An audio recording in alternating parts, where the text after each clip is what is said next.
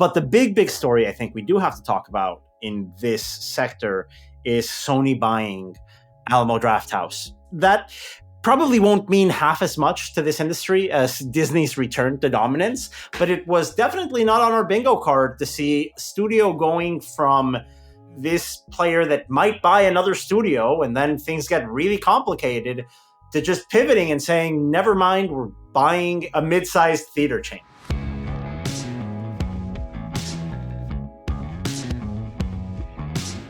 This is the Box Office Podcast. I'm Daniel Loria, the editorial director of Box Office Pro, the pulse of theatrical exhibition.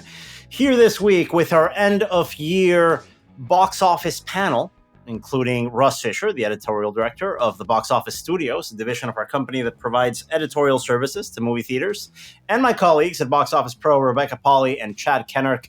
And in this week's episode, we are going to recap everything from a very exciting 2024 at the movies. Well, exciting doesn't really make sense when we consider the first 6 months of the year. We're going to gloss over that. It's an exciting last semester of 24. Is that fair to say, guys?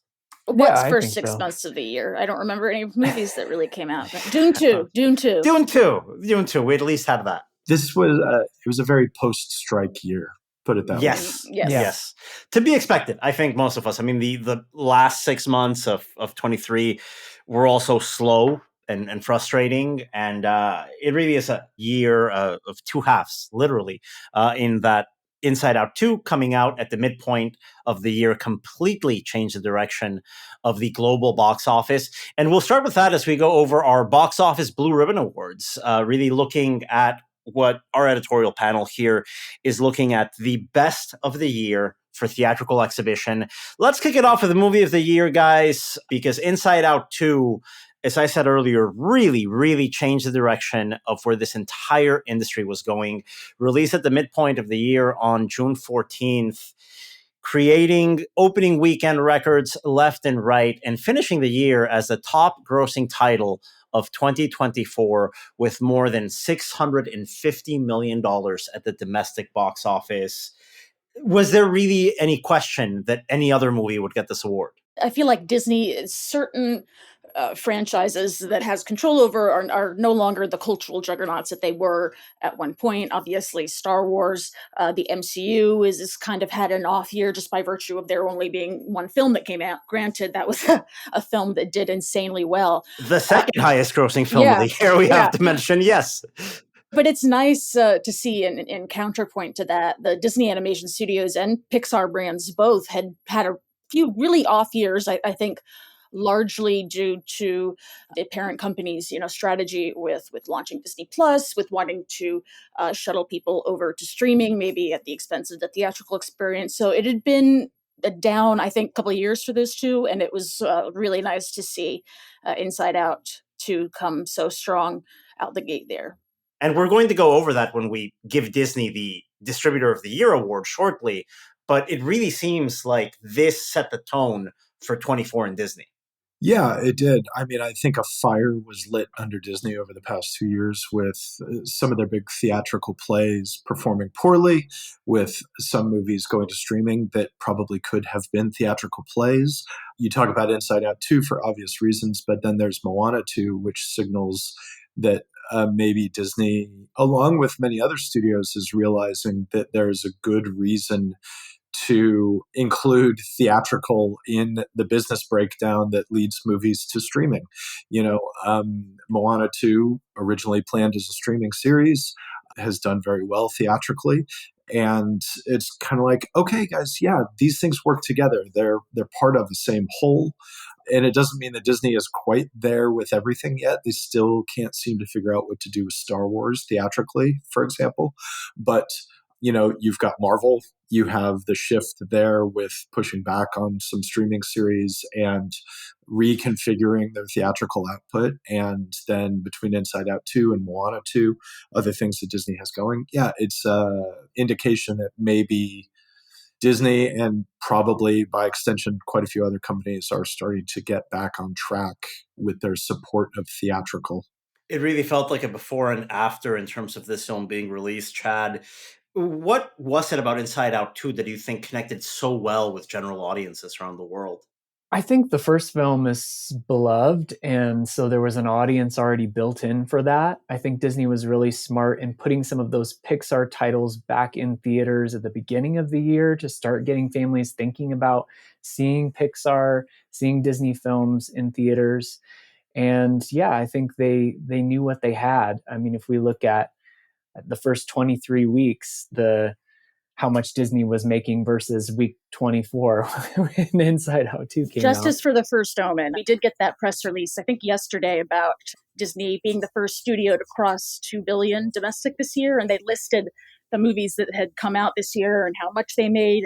And they left First Omen off that list, which I understand because it made like $2. But I really like it. It was a great film from a first-time director. I hope that if not some sort of sequel, they were clearly setting up with that final scene, that at least the movie does well enough in streaming and on the long tail for director Akasha Stevenson to get some other roles and some money to do some other things, because that was that was one of my favorites of the year. I want to echo that. First Omen is really terrific. A beautiful movie. Like, I wish I had seen it theatrically, because what a great looking movie that is. And it's so satisfying in a lot of unexpected ways. So yeah, I 100% agree with you on that front.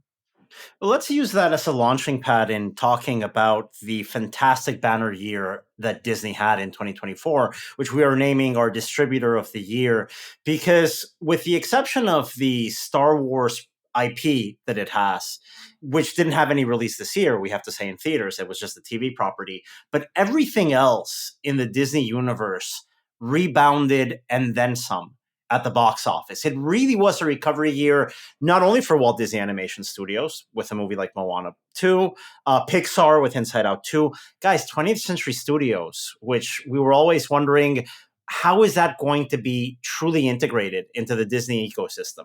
They have so much to draw from there. Is it just going to be Avatar movies and direct to Hulu offshoots of whatever it got in that Fox acquisition? Finally, we see some real movement there. 20th Century Studios titles that performed fantastically well. I'm thinking of movies like Alien Romulus, which made over $100 million. Kingdom of the Planet of the Apes. Exactly. Kingdom, that Apes movie making $171 million. It's great to see that. And that's going to be continuing into next year, obviously, with the Predator Badlands sequel. The First Omen, the title that you guys mentioned a second ago, that's another 20th Century Studios title. Yeah, I mean, these are movies that are really coming up from that Fox pipeline, and Disney's making the best out of them in theaters. And I mean, I've name dropped him before, but Steve Asbell, who's running Fox, we talked about this on the Alien podcast, but he's doing a terrific job, I think, of really giving a theatrical home to these genre titles. He's clearly into that stuff. You know, it's an example of one of these executives who, I think it's very easy right now to assume that a lot of studio executives are not actually really big into movies, probably don't spend a lot of time watching old movies. But then Steve Asbell is like clearly a dude who loves movies, who's interested in the history of movies, the way that they're made. And it's reflected in some of the stuff that he's greenlighting and that he's pushing to screens. Obviously, Prey, the Predator movie that went just to Hulu, whatever it was, a year and a half ago. A lot of people wish that could have been theatrical, probably including Steve Asbell. There's still time. Do well, it. And they're going forward with the new one, so it's really nice to see. And you kind of wonder, like, how long can this possibly last? But it's nice to see Alien making $100 million. So, I hope the run continues. Yeah, Russ, I agree. Kind of just hiring good people, doing good movies, and not necessarily thinking about we have to be in the top 3 or 4 or 5 grossing movies of the year, you know? Yeah. And it was an important year for Disney to rebound the way it did. Like we said, the first studio to cross that $2 billion mark at the domestic box office this year. And they did so with titles like Inside Out 2, grossing $653 million. Deadpool and Wolverine, the number 2 highest grosser of the year with $636 million. And then a movie that's still in release as we record this, probably going to finish between 4 or 5 this year. It's going to be Moana 2, which has made more than $300 million domestic. As Russ mentioned a second ago, at this time last year, Moana 2 was a streaming series on Disney Plus. It's a great return to form for Disney in a year where Lionsgate, it was a transition year for them. We didn't see the Lionsgate that we had seen a couple of years ago, right? They had a lot of titles that came out that didn't really work. It was a transition year for folks like Paramount, where they had a couple of movies that performed well. I'm thinking things like Gladiator 2 and A Quiet Place Day 1. But both those titles, I feel, could have made a little bit more. I think there was money to be made there that maybe they didn't stick around theaters as long as they could have to take advantage of those opportunities. So to have Disney really step up, and frankly, they stepped up in the second half of the year, because between Wish coming out in Thanksgiving of 2023 and Inside Out 2 coming out in mid-June of 2024, that give or take 8 months, we didn't have a single Disney branded release. We had 20th Century Studios releases. We had limited re-releases, like Chad mentioned a second ago, of titles that had gone to streaming, but we didn't have a wide Disney branded release for 8 months between Wish and Inside Out 2. As soon as that hits, the entire market recovered. And that's where really the rally started. To be fair, I think there's another title that doesn't break into this conversation that opens the weekend prior to Inside Out 2, which is Sony's Bad Boys Ride or Die, which ends up just by, I think, $15,000 doesn't get into the top 10 of the highest earning titles this year. But Bad Boys, which nearly makes $200 million domestic, I think really reignited moviegoing. And of course, once Inside Out 2 comes out, it's just a hot streak from then on. And then Deadpool versus Wolverine coming out the summer there. I mean, I feel like that proved to everyone that this was not a fluke. This was not a situation, family movies are back, or people are interested in seeing these Pixar titles. I mean, I caught Deadpool and Wolverine in theaters. I didn't like it. I wasn't really a huge fan of the previous Deadpool movies, but I saw it because a friend of mine was a big fan of the comics and wanted to get a group together to go see it. And I'm like, yeah, sure. So we ended up, that friend ended up really not liking the film because it's less a film than a collection of cameos and in-jokes. But we still saw it because it felt like an event to go see it. Yeah, I think what you're talking about there, Rebecca, is the fact that Disney is now releasing movies that you won't like, but you go anyway because it's part of a cultural moment. And that's exactly what happened with me and that exact movie you're talking about. I know I wasn't going to like Deadpool and Wolverine. I'd already seen 2 Deadpool movies I don't like. Mm-hmm. Still paid to go see it because it was an important cornerstone of this year's market, of this year's box office. I'd say what surprised me the most about Disney is that it's the number 4 highest grossing film at this point. We haven't touched on it yet, but Wicked was the most Disney movie released by Universal this year. I feel right. I mean, I know Universal had the rights and were always going to do this from literally the beginning of since the stage show, before the stage show. But it really feels like between the Disney princessness of it and the vibe, and particularly the marketing campaign, where it was just a full court press, it really, not to take away from what Universal was able to accomplish with that, but it definitely felt Disney-esque to me. I don't know, is that fair? I think that's fair. Let's touch on that because this is our pick for the theatrical marketing campaign of the year. What Universal did with Wicked, which reminded me a lot of what Warner Brothers did with Barbie in 23. I think they modeled that campaign very closely to that Warner Brothers effort.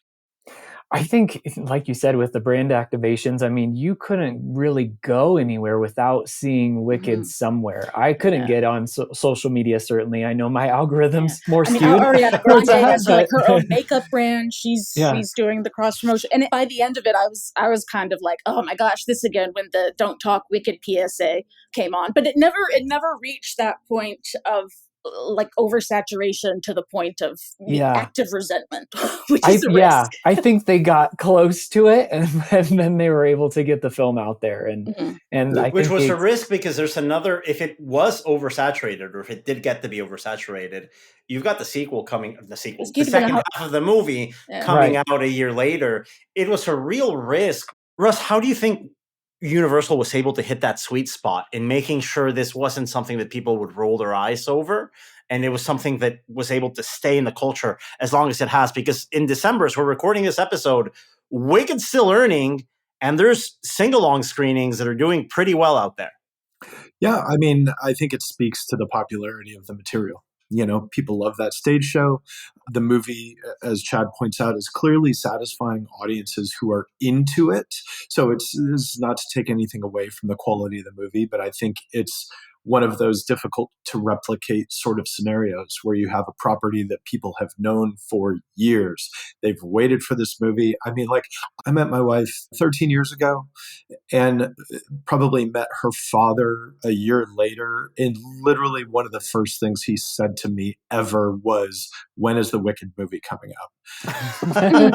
Not soon. And it's like, this has been a thing. And this is, I mean, he's a moviegoer. But I mean, this is a movie that even people who don't read blogs, who are not online reading about movies, who don't care about the business necessarily, have been waiting for. And Universal capitalized that in a very smart way. They got the attention of that audience. They kept the attention of that audience. And people like the movie, which kind of helps. And so I don't think there's any one factor you can attribute it to, but it is, simply that Universal took advantage of all of it. I think kudos to Universal and the filmmakers too, because first announcing this in 2012, it's a beloved stage show, like just make that movie, get it out there, make some money, right? But they actually waited until they felt it was the right time. They had the right elements coming together to make this a big event film. And not to drag on Warner Brothers, but this is like Minecraft is the opposite of that, right? It seems to be the upcoming Minecraft. Sorry, but no, I think that's fair to say, and that's something that we're going to go into in next week's episode when we do the 2025 box office preview. I hate to bring up boxing terms in this podcast, you guys are probably tired of it, but it's something that afflicts that sector when you marinate fights for too long. And the fights happen when the fighters are like geriatric and it's not really competitive. You just wait to cash out and it's beyond its sell-by date, right? There's an expiration date in the culture. I think that was part of the risk with Wicked. Did they wait too long? The other part of the risk with Wicked is, how is it going to work by splitting up the musical in two halves and not telling the audience at large? And not being very clear about it. Yeah. Not being my wife, who's a huge fan of this, I had to tell her that it was only half the musical, like a week before we were going to go see it. She wasn't that pleased, but as soon as you're in that theater, nobody was second guessing that decision. And it worked for Dune. It worked for Wicked. It kind of, we'll see if it worked for the second Spider-Verse movie, if they're ever able to make a third one. It didn't work for Mission Impossible because they told you it was the first of two parts, which, again, I think is a huge mistake. See also, perhaps, Horizon, Kevin Costner's Horizon. Yeah. Just put it out there as a damn movie and not as homework for the next movie. And maybe you're going to be in a better position. And we're seeing that with Universal's decision of retitling the next installment of Wicked, or the next act of the Wicked musical, as Wicked for Good, after the big stage number in the second act of the musical, rather than just Wicked Part 2, right? I think it's a big part of getting that right and making sure audiences get excited for something rather than feeling they're paying to see the same thing again. It's such a difficult thing to pull off. Now, before Wicked was released on this podcast, I was sharing with Rebecca and Chad how part of me would have preferred just sitting through the whole thing, even if it's 3 hours plus with an intermission. After having seen Wicked Part 1, I think I was wrong about that. Yeah, you need a break. You need a break after. Yeah. But there's so many great songs. Chad, how obvious was it, as someone that knows the musical as well as you do, that this was really two movies? Or was this really a gamble that Universal set forth with? I think because the stage show has such a following, you get into dangerous territory if you start cutting things out and trimming it down. Yeah. Mm. And it is a great act split. Like that, Defying Gravity is a great place to pause and have a break. Mm-hmm. I mean, that's where we have the intermission in the show. And so I think it makes sense why they did it the way they did. And it puts them in a position where they're able to, rather than taking things away, they're able to add things, kind of the mythology of the world, so that maybe even people who were not like super duper Wicked fans but were curious, I can definitely see that pushing someone over the edge of like, oh, we get to see more. Yeah, it really enhanced some of the storytelling too, to drop some of those things in from the book. It's a classic, showbiz rule, right? Like, leave them wanting more. And it doesn't really matter. Like, the movie can do all of these things, but you send people out of the theater on that number, on that high, and that's what they're going to remember. And they're going to remember that feeling when it comes time to buy a ticket for the second movie.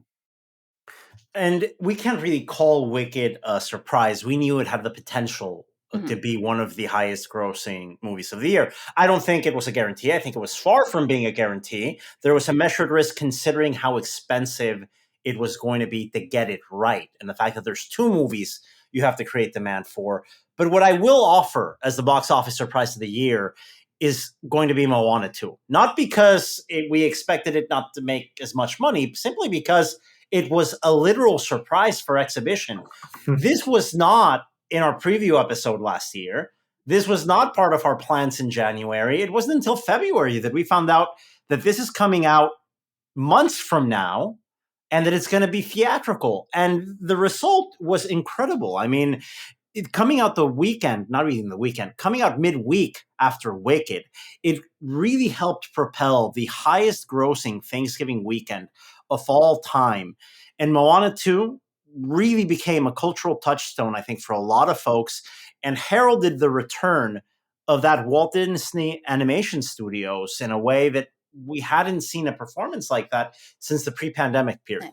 And if I could say, also, just in terms of the marketing campaigns and the biggest surprises of the year, obviously the bulk of this conversation is on the top grossing movies of the year, because we all are invested in the movies that help cinemas keep the lights open to the greatest degree possible. But we all know that it's a wide variety of movies, those smaller movies in terms of budget, in terms of box office, that really keep movie-going culture alive. So I got to shout out to Neon. Yeah, shout out to Neon and to Cineverse for Terrifier 3, because that was, and movie for the substance. Like, no, and A24 for Civil War. Neon and A24 both scored their highest opening weekends on record.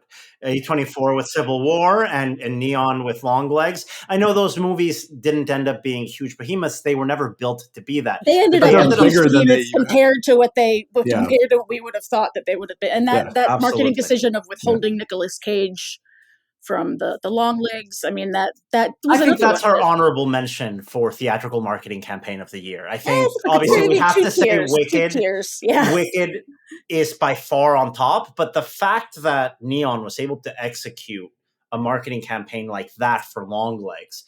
Ultimately, if we're talking about distributor of the year, for me, it ends up really being Neon, and it's for it's for Long Legs, it's for Immaculate, it's for Anora. Immaculate. Anora, which is really going to pull Neon through the awards season. It's a strong year for a small company. I think this year saw Neon really competing very strongly with A24 and even with like Blumhouse. And not just with one type of movie. You've got like those 3 movies, Immaculate, Long Legs, and Anora, very different films. And it's really strong work, and I'm excited to see what they do. It's kind of giving early 21st century Lionsgate vibes a little bit in a more niche, offbeat way. No, but that's a good shout. Twilight. I think they're playing classics, the big dogs. But yeah. I think after what we saw this year from both Neon and A24, I don't think it is weird to say that 25, both Neon and A24, have the potential of looking a little bit more like Lionsgate when Lionsgate has a good year. Especially since we know Lionsgate is going through a big retooling. It was a restructuring year for them. It's unfair to be too critical when the Lionsgate distribution strategy with the new team in place was going into the pantry and just make sure you make whatever leftovers you can with the films that the last regime left over. It really felt like just get rid of everything that's in the can and start anew in 25. We're going to give Lionsgate a pass in talking about this distributor of the year conversation, right? They had an off year. But because of that retooling year, as they're rebuilding, A24 and Neon established themselves as mid-tier players. I don't think it's fair with these wide releases, with these $20 million plus opening weekends, to call A24 and Neon just specialty and art house players anymore. Yeah. They're in the multiplex now. the fact that Movie was in the marketplace with the subs, that was definitely one of my favorites of the year. And then, yeah, Cineverse as well with, I mean, talking of marketing campaigns that really, really kicked off without having a bajillion dollars. I mean, that really shows they kind of, I don't want to say perfected the event cinema sort of marketing template because that feels hyperbolic, but it was able to kind of take advantage of the pre-existing fan base of some of the first two Terrifier films. You know, you got to tap into something that already has the audience and where the people involved are willing and energetic to go out and pound the pavement and promote on social media. Definitely we saw that the director of Terrifier 3 was a big component there. That's going to be our honorable mention for the box office surprise of the year.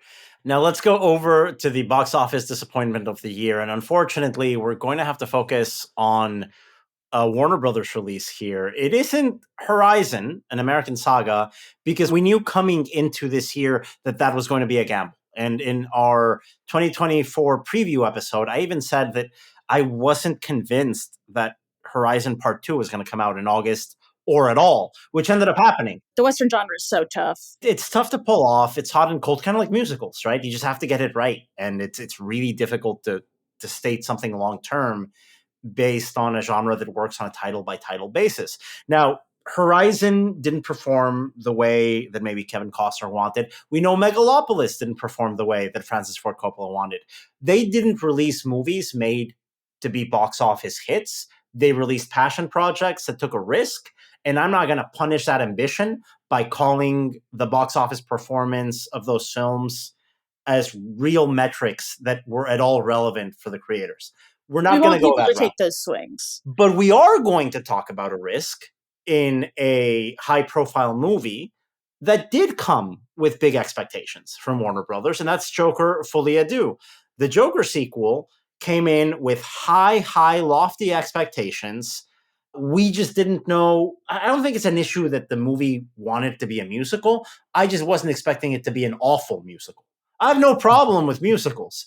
It's an issue when your musical is boring as hell. It was definitely an experience seeing all the buzz that, you know, they dropped the trailer, I think right after it debuted at CinemaCon, and there was a definite level of excitement there. I mean, I feel like that trailer did kind of indicate that it was a musical, and then just seeing, once pre-sales opened, seeing those numbers build so slowly and the forecasting go down and down. It was a little bit like you heard the Jaws in the background there. Like something was it like an 80% plus drop in the second weekend? Just it was a soft opening weekend. Like that was their one shot. It was like a word of mouth. Yeah, and then a complete drop off in week 2. Joker, I haven't seen. I have no interest in Joker Folie à Deux. I have no interest. I do not care. So sometime I will probably end up seeing it, but it's very clear. I don't know what I know about the movie. I've read the full story. It honestly sounds like Todd Phillips is trolling his own audience, which I guess that's what it felt like watching it. Yeah, you know, which I thought, because I don't like that audience either, and I thought that would make me like it, especially after I heard what Tarantino said about it. I was like, oh, right. That sounds like I also despise that sector of the audience. Tarantino kind of has the same genre taste that I do, so maybe there's something here. The problem isn't that it's trolling its own audience. The problem is that it's boring. Right. That's the number one issue with that movie.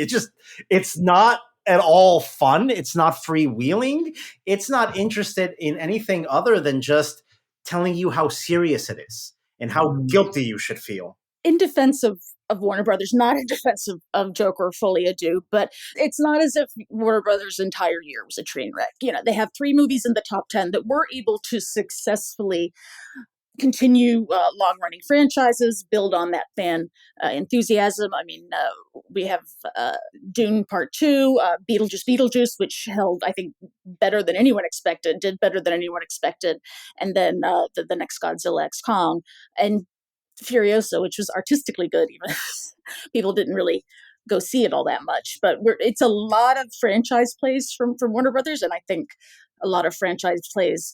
And I'm not even going to get upset at Warner Brothers over the Furiosa performance. Like Russ said multiple times on this podcast in the past, those are weird movies. They rarely ever play at the box office. So to get mad over a box office performance of a Mad Max movie is not understanding Mad Max movies. It's like borderline thank you for adding to the narrative this film is going to have in 10, 15 years. And as we talk about Warner Brothers titles, we have to bring this up in terms of the best food and beverage collectible of the year. And I don't think there's a contest here, guys.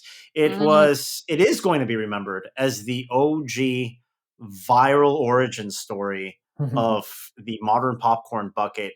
The Dune Part 2 popcorn bucket / sex toy, that's not an endorsement, it's a description, that came out.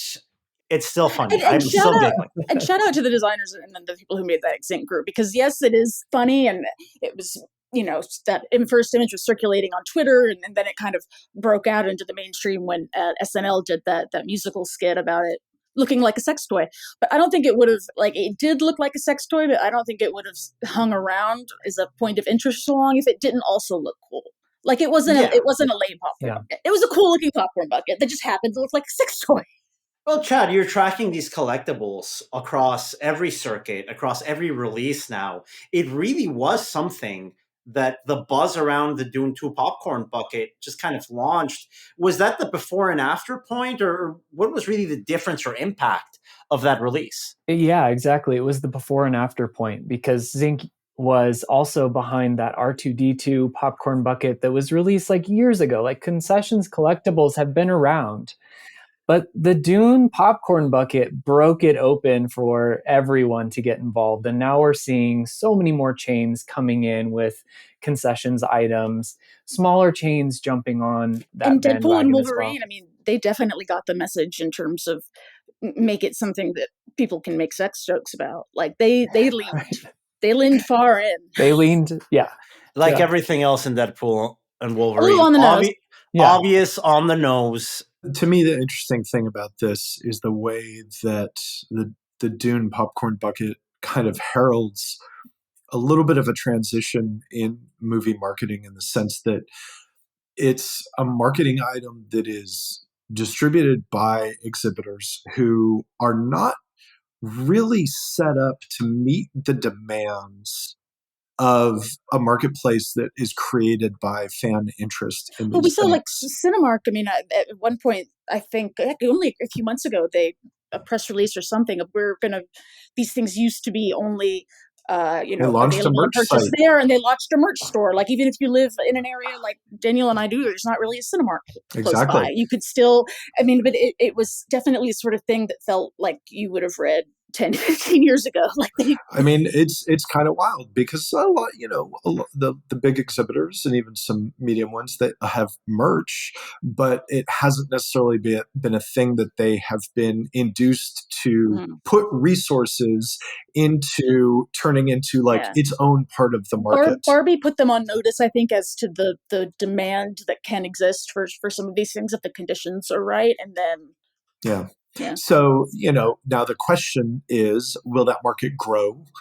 Can it be nurtured into a thing that supports the infrastructure that is now required to hold it up? How do you keep it from being a bubble that bursts? Exactly. Also? I think that the important thing there is that not every movie needs a popcorn bucket and a collectible.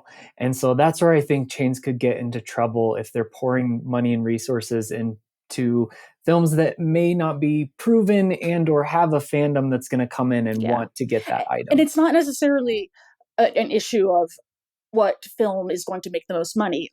Terrifier 3 had a popcorn bucket. Alien, Alien makes sense. There's there are a lot of pretty obvious options. It's probably good that Honora doesn't have a popcorn bucket. But the Dungeons and Dragons one a few years back being the shape of a D20, that was creative, and that was, as long as the artistry remains, then.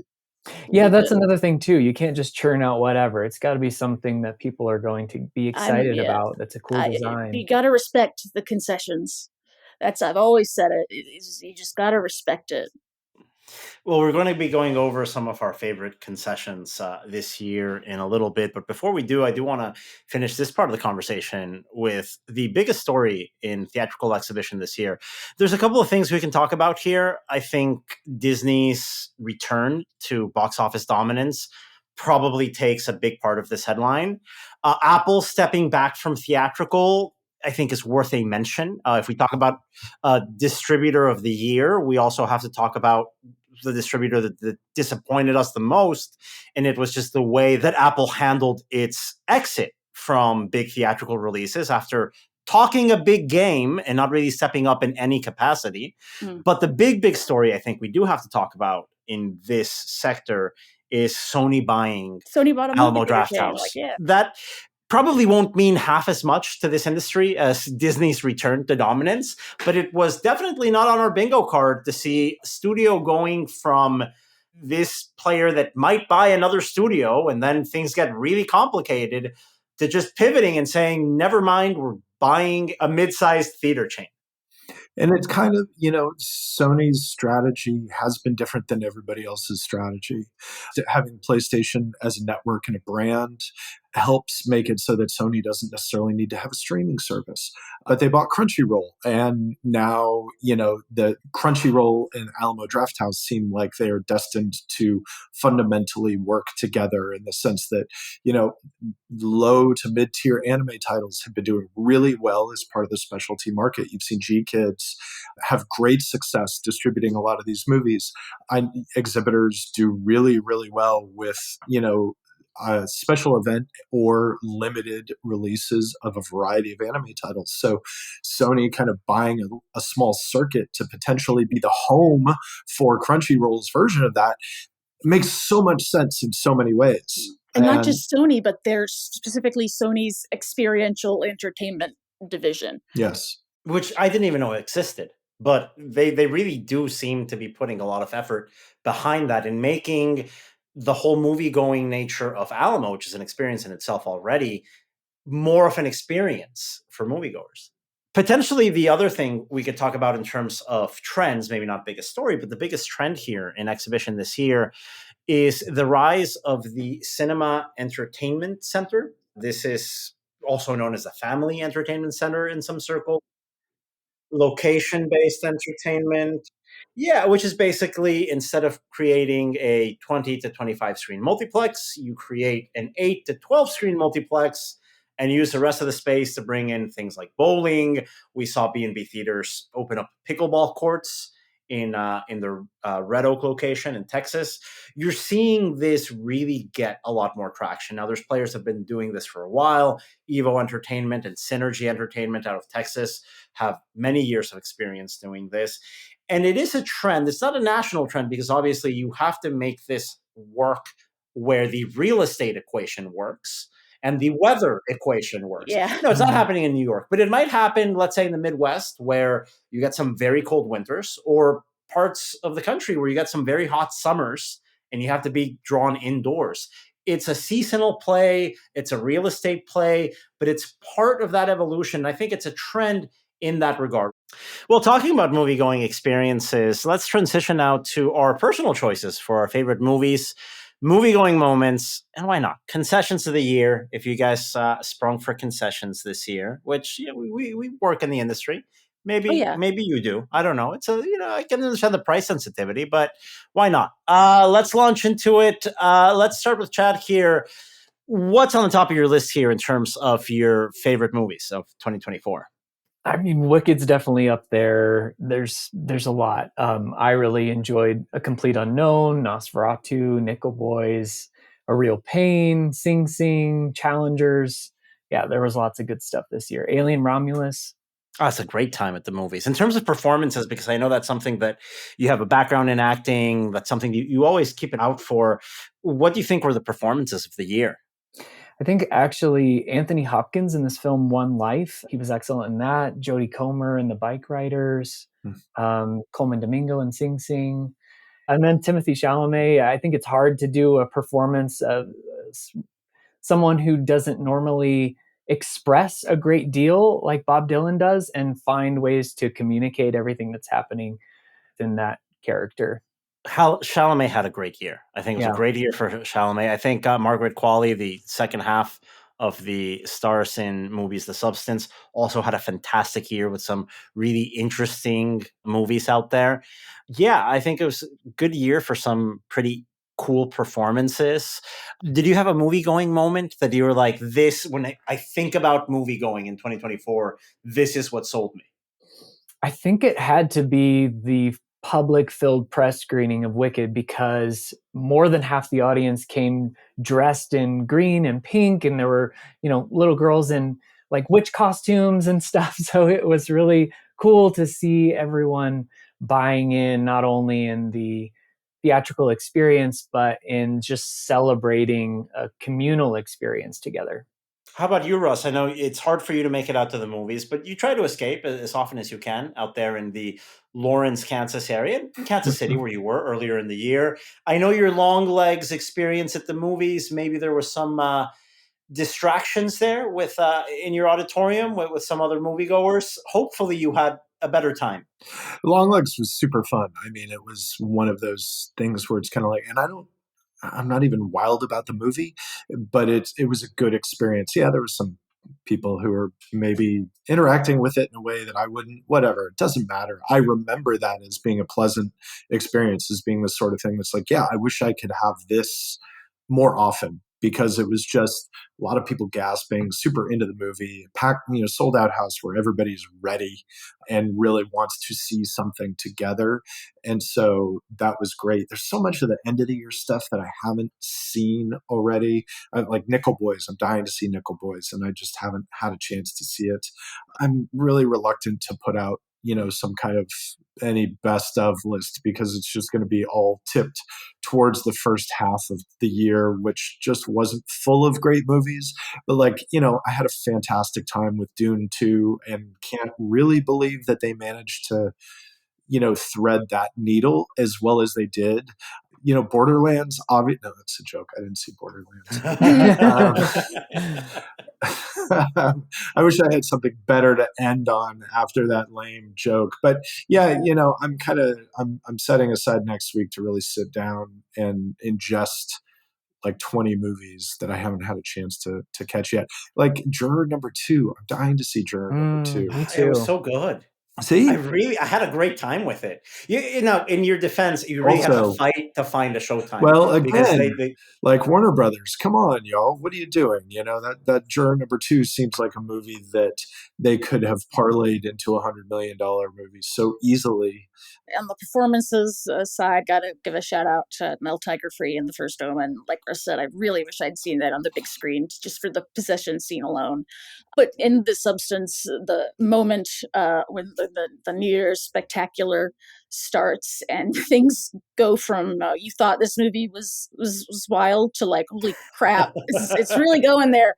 When it goes full trauma, that was a It's a great climax. I wish I saw that with an audience. I caught it at home. Yeah, I wish I saw that in theaters. But that's such a good movie-going moment of this year. That last 15 minutes in the substance. And for Concessions, I got to give a shout-out to the first Index conference in Chicago this past summer for independent cinema and film festivals.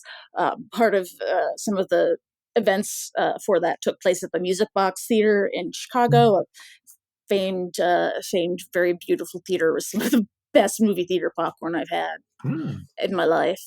It was nuts. It was very good. For me, when we talk about my favorite movies of the year, by far the number one was Nickel Boys, a movie that's going to be expanding slowly into theaters throughout the rest of December and well into January. My interview with director Ramal Ross, you can find in a prior episode of this podcast in mid-December, and in our December-January print edition of Box Office Pro magazine. Great conversation we were able to have on that film.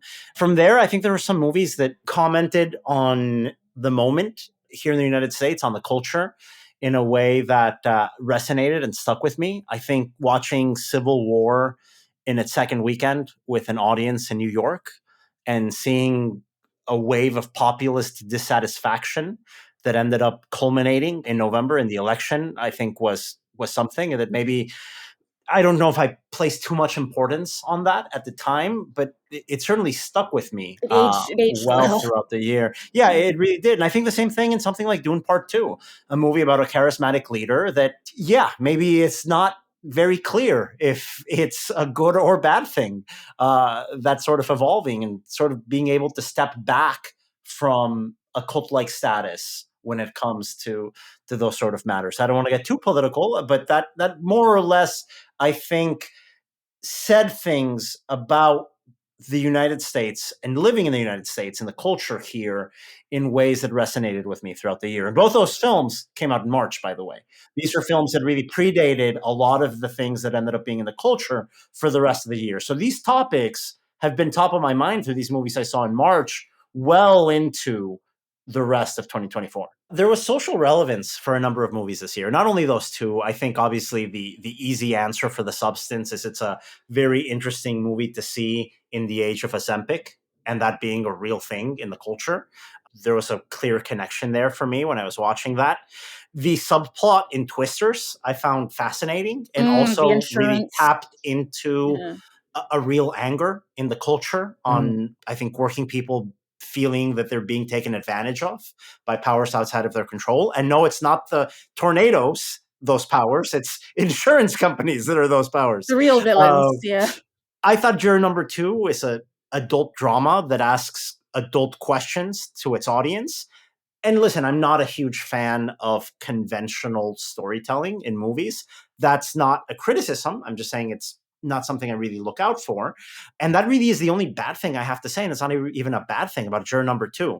The worst thing you can say about Juror Number 2 is that it's a conventional drama. That means it was a pretty damn good movie. And I thought really, really effective. I love the ambition in Brady Corbett's The Brutalist. I think probably the most incisive criticism of working in the film industry today. Do you need a billionaire benefactor to make ambitious art? And what's the trade-off to making ambitious art? You can ask Kevin Costner. You can ask Francis Ford Coppola about that failed ambition, right? Or realizing the ambition and maybe the final product being misunderstood. I think The Brutalist is a 4-hour-long meditation on that. And if you're into that question, there's a great conversation to have with that movie waiting for you in the coming weeks. And there are other movies that I just found really fun. I thought Radu Jude's Do Not Expect Too Much from the End of the World was a very fun movie to engage with. Unfortunately, I didn't see that in the theater. I saw that on movie streaming app. Robot Dreams is a dialogue-free animated classic, in my opinion, set in 1980s New York about the budding friendship between a robot and a dog. Absolutely adored that movie. I thought A Complete Unknown was one of the most rewarding and audience-pleasing films I saw all year. And then something like The Fire Inside, a movie that has no business being as good as it is. It's a beautifully shot movie by cinematographer Rachel Morrison making her feature film debut with a script from Barry Jenkins, a biopic that works very effectively. My movie-going moment of the year, the easy one to say, is watching Twisters on 4DX in the Regal Times Square. That's the easy answer. It was a great movie-going experience, unique. It's the best realization of immersive seating at the movies. My favorite movie-going moment of the year occurred at the 10:15 a.m. screening on Black Friday of Gladiator 2 at the Movie Tavern Flowertown location in suburban Philadelphia. The gentleman sitting next to me showed up a good 5 minutes into the showtime, double fisting beers at 10:15 a.m. It's one of those moments where if the entire audience is in on watching sharks fight gladiators in the Coliseum for 2 hours at 10:15 a.m. in suburban Philadelphia, you're going to have a really good time. I had a fantastic time. Well, that does it for our picks of the biggest stories, trends, movies, and movie-going moments of 2024. Here from the team at Box Office Pro and Box Office Studios. On behalf of everyone, happy holidays, happy new year, and we will see you again next week with our 2025 box office preview, where this very panel will showcase and preview the entire 2025 slate at the box office. We'll talk to you again next week.